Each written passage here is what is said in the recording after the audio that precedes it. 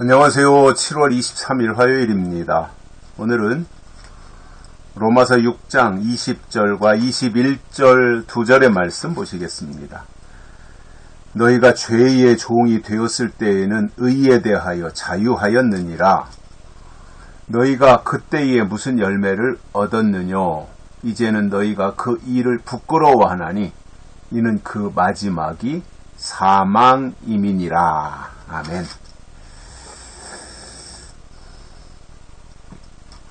죄의 종이 되었을 때, 즉 그리스도 밖에 있을 때 무슨 열매가 있었느냐 그거예요. 하나님이 중요하게 생각하는 것은 열매잖아요. 열매. 그런데 열매가 없다면 그것은 아무런 존재 의미가 없고 존재 가치도 없는 것이다 그 말이죠. 무슨 열매를 맺었느냐?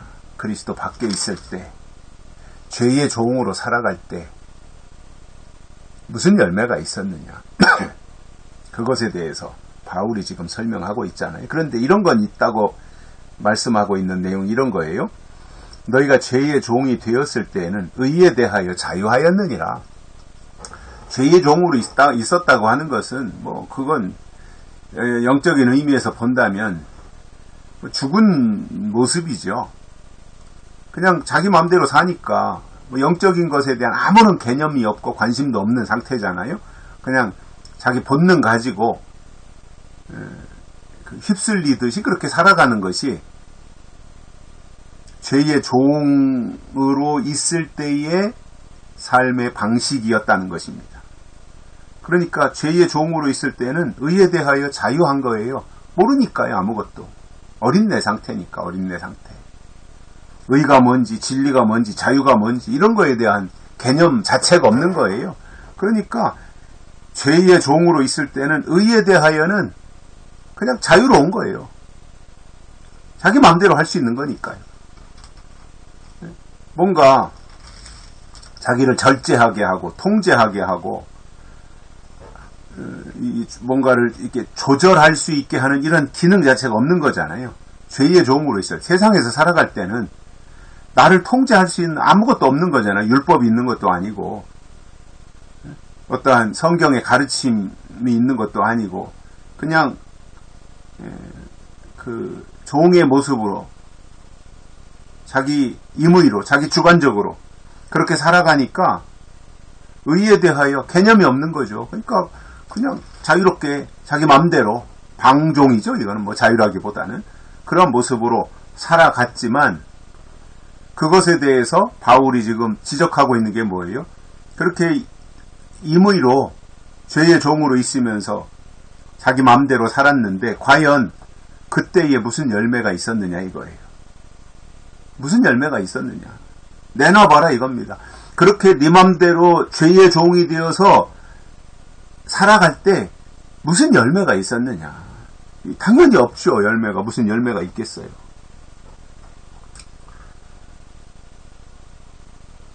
그러나 이제는 그리스도 안에 들어온 사람들에게는 그 일을 부끄러워한다 이겁니다. 죄의 종으로 살아가면서 자기 마음대로 행했던 그것을 부끄러워하게 된다는 거예요. 이게 정상이라는 거죠. 그리스도 안에 들어와서는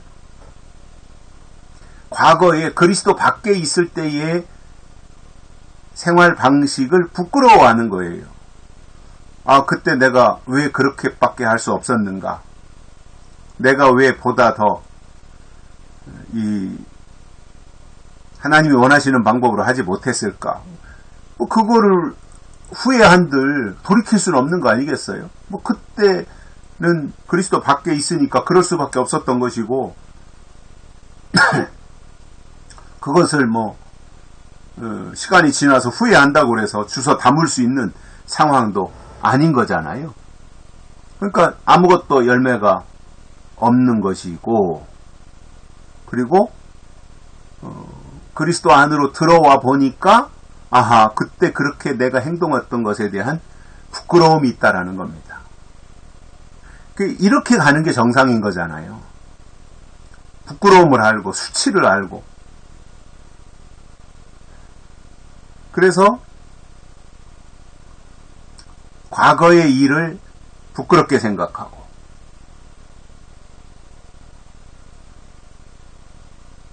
그리고 그런 것들에 대해서 과거에 잘못 살았던 것들에 대해서 이제 돌이켜보면서 뉘우치기도 할 것이고 뭐 사람이라는 게 그렇잖아요. 뭐 양심이 있고 도덕적인 사고방식이 있으니까 그때 당시에는 내가 이렇게 조절이 되지 않아서 그렇게 할 수밖에 없었지만 지나놓고 보면 후회도 하고 또 뉘우치기도 하고 회개도 하고 하는 것이잖아요. 사람이. 그런데 이제 거슬러 올라가서 그리스도 밖에 있을 때에 죄의 종으로 있을 때에 했던 그 모든 일에는 아무것도 하나님에게 유익이 되지 않는 일들이고 오히려 부끄러움만 노출시킬 수밖에 없는 것이며 그렇게 한 결과가 뭐라는 거예요? 그 마지막이 사망이다 이겁니다. 그러니 죄의 종으로 살아갔던 것에 대하여 바울이 내리는 결론이 이런 거잖아요.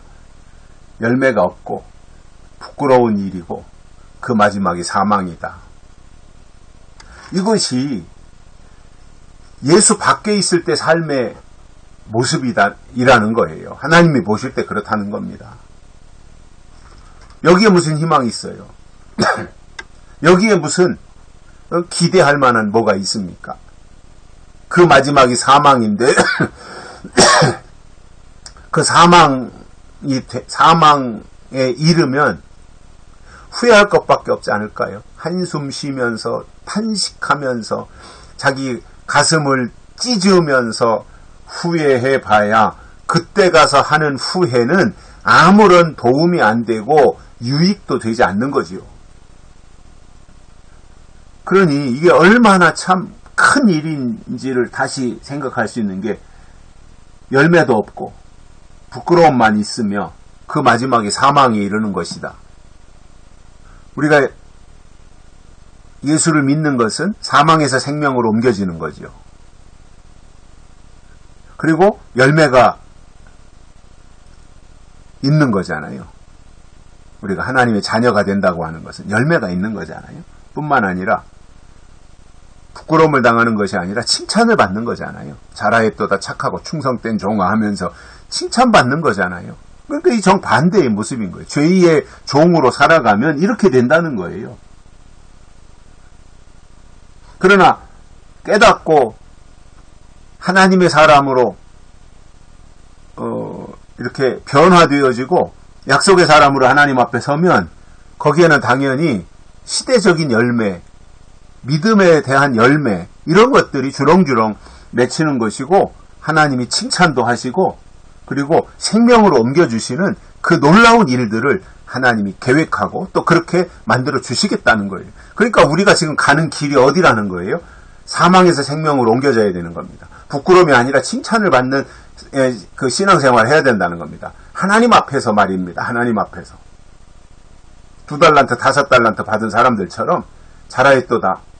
충성된 종아. 이렇게 인정을 받는 그 신앙생활을 해야지 때도 모르고 하나님의 뜻도 모르고 그냥 자기 마음대로 그저 믿기만 하면 된다라는 방식으로 그렇게 살아간다면 그 마지막이 뭐라는 거예요? 사망이라는 말입니다. 왜 사망이에요? 황충이의 미혹, 마병대의 미혹, 즉 5째 나팔, 6째 나팔을 분별하지 못하니까 그 마지막은 사망에 이른다는 것입니다. 여기까지 하겠습니다. 고맙습니다.